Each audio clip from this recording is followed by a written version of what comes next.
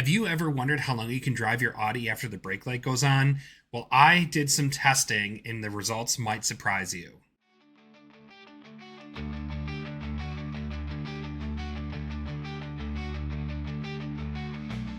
All right, so the first thing I want to do is I want to thank Frank over at European Performance Group in Heartland, Wisconsin. He did a phenomenal job of helping me out with these brakes, getting them on, and then giving me my old parts back so I can do a video to show all of you what it's like if you go 7,000 plus miles over your brake light coming up. So this is a first look at it. One thing that everybody asks about is the brake sensors. Do you need to replace them? Yes. So this is the brake sensor. You'll see that there's a copper wire here. That particular wire gets cut, and that's how the sensor knows that you're going to need brakes. So it's one of those things that we definitely want to make sure that you always replace the sensors when you replace the brakes.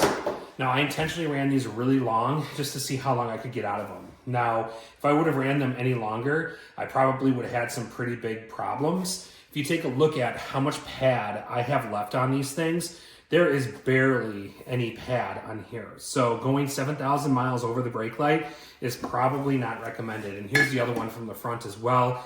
You'll see that there's barely any pad left on these. Now, one of the questions that everybody has is, if I replace the pads, do I have to replace the rotors? And there's an interesting part about that.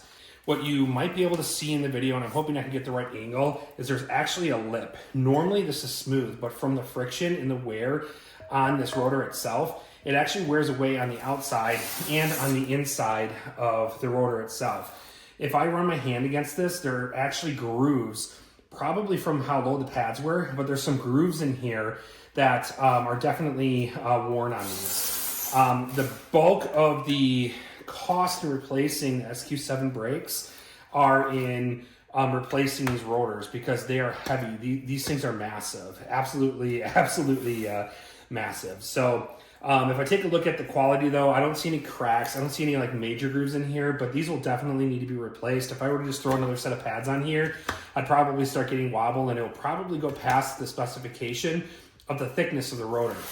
But other than that, I think that this front in particular did really well. Let's take a look at the back pads. All right, so now what I'm going to do is I'm going to take a look at the back pads and back rotors. But first, this is the rear sensor. So the rear sensor doesn't look broken at all, which means that this is probably really close to setting off the brake light in the rears. But it actually looks like everything is connected and didn't actually break that connection quite yet. So from what I can tell, I think the rears are still good here. But let's take a look at the pads and see how they were. No, if you take a look at the pads, they are extremely worn down as well. So what's really interesting is sometimes vehicles wear differently in the front and rears. The Audi SQ7 seems to do a really good job of doing even wear of front and rears on the vehicle. So if you're ever wondering, do I need to replace both sets of pads? It really does look like you do because these are really getting close. I'd say the front's were in a little bit worse shape, but this really shows that the pad depth is really, really low on these brake pads. So we're gonna take a look at the rear rotors real quick.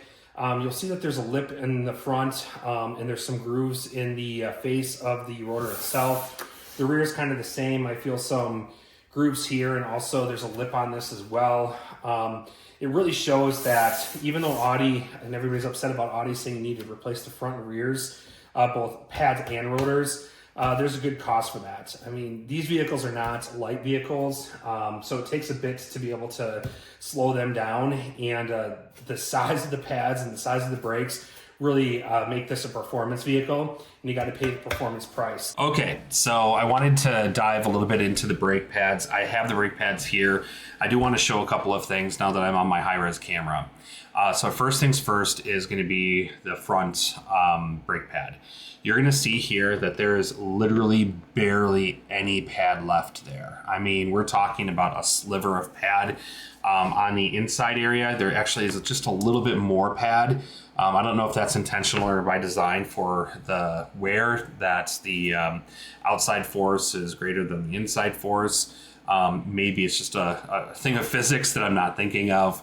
The other thing I'm going to point out here is going to be right up here. This is the sensor itself. So as you can see, this is where all the wear happens on the brake pad, and the sensor has a little metal wire in there.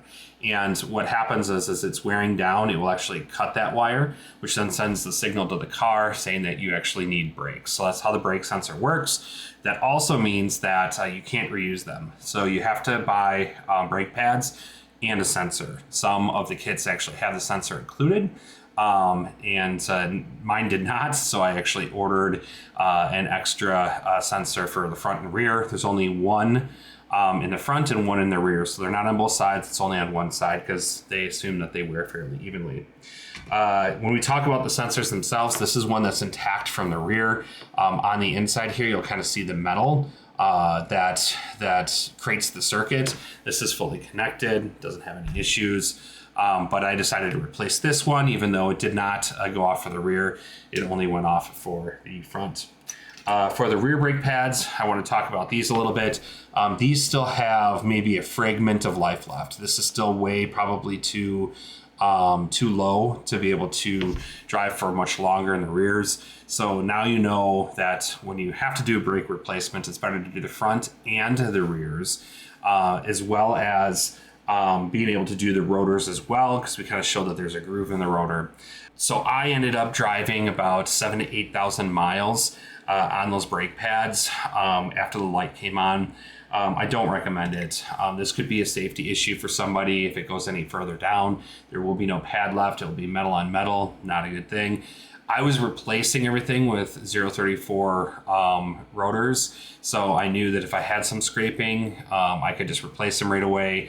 But this was just getting an idea of like, how long do you really have? So if I were to give you a recommendation, you don't want to go more than 4,000 miles after the brake light comes on, because it is worn down far enough. Because then you start getting into the danger zone. So you still have a little bit of time to be able to save up for the expensive brake job on these vehicles, but it definitely is not recommended to drive much longer when the brake light comes on itself.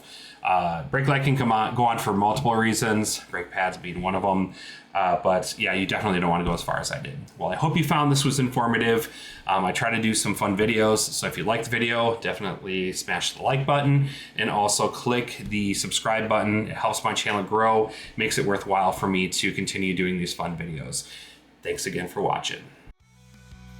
I'm always interested in hearing your opinion, so drop a comment below. Also, don't forget to subscribe for more tangents on cars, products, and more. Thanks again for watching.